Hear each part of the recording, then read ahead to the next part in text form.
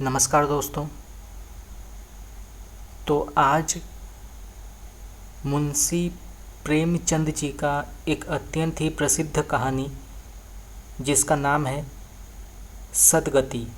तो आज हम इसके सारांश की चर्चा करेंगे। यह अत्यंत ही प्रसिद्ध कहानी है। ज़्यादातर प्रतियोगी परीक्षाओं के सिलेबस में यह कहानी देखने को मिलता है और यहाँ से कई प्रकार के प्रश्न विभिन्न प्रकार के प्रतियोगी परीक्षाओं में आते हैं। तो इसके बारे में जानना ज़रूरी है। तो आज हम इसके सारांश की चर्चा करेंगे, परंतु अगर आप चाहते हैं कि मैं आपको संपूर्ण क्लास कराऊं तो आप मुझे बता सकते हैं। तो चलिए शुरू करते हैं। मुंशी प्रेमचंद के द्वारा रचित सदगति का सारांश। दुखी और झुरिया चमार जाति के थे। अपनी बेटी की सगाई पर पंडित घीसाराम को शगुन विचारने के लिए अपने घर बुलाना चाहते हैं। तो जैसे कि आप जानते हैं कि मुंशी प्रेमचंद हिंदी साहित्य के बहुत बड़े लेखक हैं। उनके द्वारा लिखा हुआ जितना भी उपन्यास हो, कहानी हो, उसमें जो पात्रों के नाम हैं वो हिंदी साहित्य में अमर हैं। और यहाँ से कई प्रकार के प्रश्न जो हैं परीक्षा में आते हैं। खास करके जो पात्रों के नाम हैं ये ज़्यादातर परीक्षाओं में आते हैं।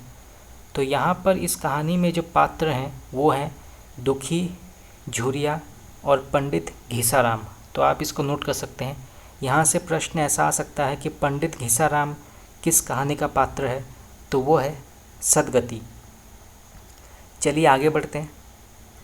पंडित जी के प्रति दुखी और झुरिया को अपार विश्वास था।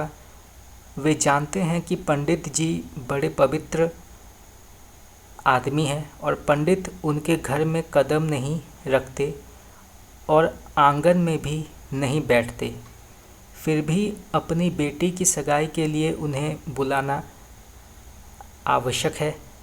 इस निमंत्रण को लेकर दुखी पंडित के यहाँ जाता है। पंडित जी ईश्वर के परम भक्त थे। जब वह पूजा पाठ करने की तैयारी कर रहे थे, उसी समय दुखी वहां पहुंचकर अपनी बेटी की सगाई पर शगुन विचारने का निमंत्रण देता है। पंडित जी उसे झाड़ू लगाना, गोबर लिपने, लकड़ी चीरने, खलिहान में पुसौली करने का काम सौंप देते हैं। पंडित जी आराम करते हैं और बेचारा दुखी सुबह से बिना खाए पिए काम करता है। तो यहाँ पर ही दिखाया गया है कि किस प्रकार से उस ज़माने में जो बड़े पंडित होते थे, साहूकार होते थे, ज़मींदार होते थे, वो किस प्रकार से छोटी जाति या छोटे वर्ग के लोगों के साथ अन्याय करते थे। जैसे कि यहाँ पर दिखाया गया है कि दुखी जो है चमार जाति से आता है, इसीलिए जो पंडित हैं वो उसको निम्न स्तर के काम करवाते हैं और वो उसके घर भी नहीं जाते, यहाँ तक कि उसके आंगन में भी नहीं बैठते। ये दिखाता है कि कितना फ़र्क था ऊंच नीच का। यहाँ पर जो है मुंशी प्रेमचंद इस घटना को दिखाकर इसका पुरजोर विरोध करते हैं इस कहानी के माध्यम से। चलिए आगे बढ़ते हैं।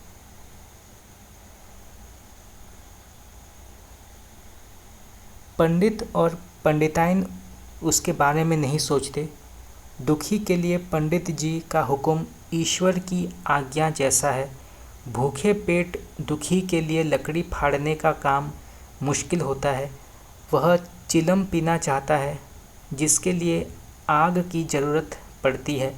पंडित के घर आग मांगने पर पंडिताइन उसके गुस्से का शिकार होता है। तब भी दुखी अपने को ही दोषी ठहराता है। दुखी काम करते करते थक जाता है। गौंड भी उसकी स्थिति पर सहानुभूति व्यक्त करता है। पंडित जी को उसकी स्थिति पर दया नहीं आती। थोड़ी देर आराम करने पर दुखी के प्रति गुस्सा भी करते हैं। लकड़ी को और ज़ोर से मारने को कहते हैं। दुखी पूरा जोर लगाकर काम करता है और अंत में बेहोश हो जाता है और उसकी मृत्यु हो जाती है। तो यहाँ पर ये दिखाया है कि इस प्रकार से जो है पंडित और पंडिताइन दुखी के प्रति जरा भी सहानुभूति नहीं रखते थे, उसके साथ अत्याचार करते थे, उसको ज़्यादा से ज़्यादा काम करने के लिए उकसाते थे और आराम भी करने नहीं देते थे। इसीलिए लगातार काम करने की वजह से जो है वो बेहोश हो जाता है और अंत में जो है दुखी की मृत्यु हो जाती है। तो यहाँ पर ये दिखाया गया है कि इस प्रकार से जो है जो नीचे वर्ग या जो गरीब थे, जिनका अधिकार उस ज़माने में समाज के लिए नहीं होता था, किस प्रकार से जो है ऊंचे वर्ग के लोग उनके साथ अन्याय करते थे, उनका शोषण करते थे, उनके साथ अत्याचार करते थे। यह मुंशी प्रेमचंद इस कहानी के माध्यम से बताते हैं कि जो दुखी है वो किस प्रकार से पंडित जी से सहायता मांगने के लिए उनके पास आता है और पंडित जो है बिना उसकी बात सुने उसके साथ जो है अच्छा व्यवहार नहीं करते हैं, उसको काम करने के लिए कहते हैं और जब थक हार कर उसको सिर्फ चिलम पीना था, परंतु वो भी जो है पंडित और पंडिताइन देने से इनकार कर देते हैं, जिसकी वजह से थक हार कर लगातार काम करने की वजह से उसकी मृत्यु हो जाती है। तो यहाँ पर जो है मुंशी प्रेमचंद पंडित और पंडिताइन का जो असल चरित्र है यह दिखाना चाहते हैं। जब पंडित और पंडिताइन चमरोने में मुर्दे को ले जाने के लिए कहते हैं, तब गौंड कहता है कि पुलिस की तहकीकात के बिना मुर्दे को नहीं ले जा सकते, कोई भी दुखी की लाश को ले जाने नहीं आता। दुखी की स्त्री और बेटी वहाँ रोते हैं और वापस आ जाते हैं। सारी रात दुखी की लाश वहीं पड़ी रहती है।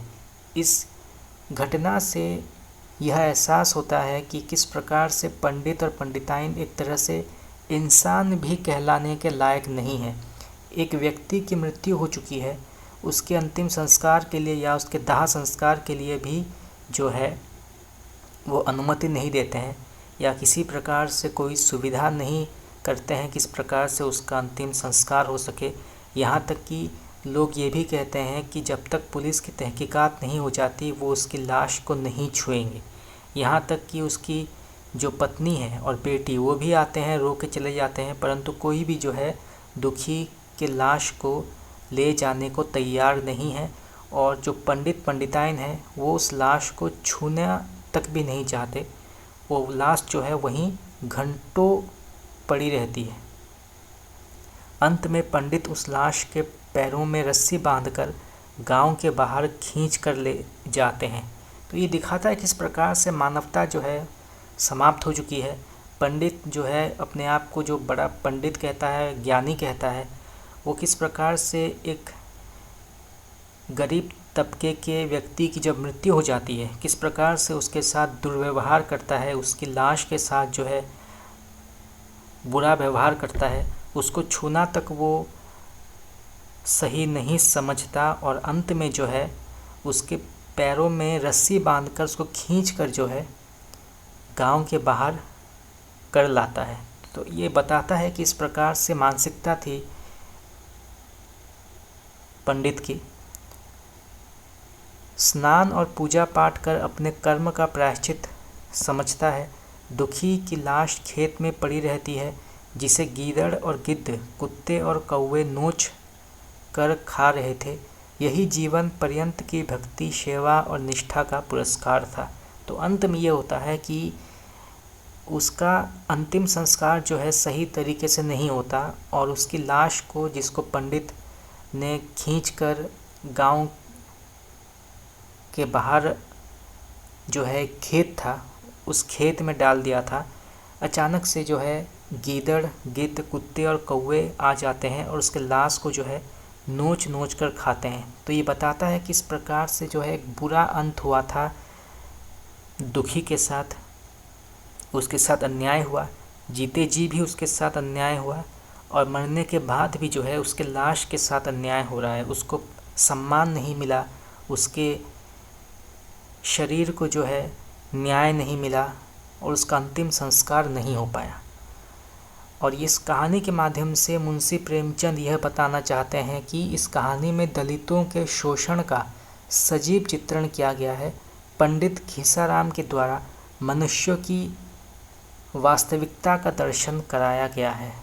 तो यहाँ से जो है मुंशी प्रेमचंद जो ऊंचे वर्ग के लोग उस ज़माने में थे, चाहे वो साहूकार हो, पंडित हो, जमींदार हो, वो किस प्रकार से दलितों और गरीब मज़दूर किसानों के साथ अत्याचार करते थे, उनका शोषण करते थे और जाति के नाम पर किस प्रकार से अन्याय होता था, जो इस कहानी के माध्यम से मुंशी प्रेमचंद ने बताया है कि किस प्रकार से जब दुखी की मृत्यु हो जाती है तो पंडित जो है, जो अपने आप को इतना बड़ा ज्ञानी कहता है, वो उसकी लाश को छूता तक नहीं है और उसकी लाश में जो है एक रस्सी बांधकर, उसके पैरों में एक रस्सी बांधकर जो है उसको खींचकर जो है खेत के बीचों बीच डाल देता है और उसके लाश को अंत में गिद्ध और कौवे जो है नोच नोच कर खाते हैं। यह जो है एक तरह से कहा जाए कि मनुष्यता नहीं है, ये एक तरह से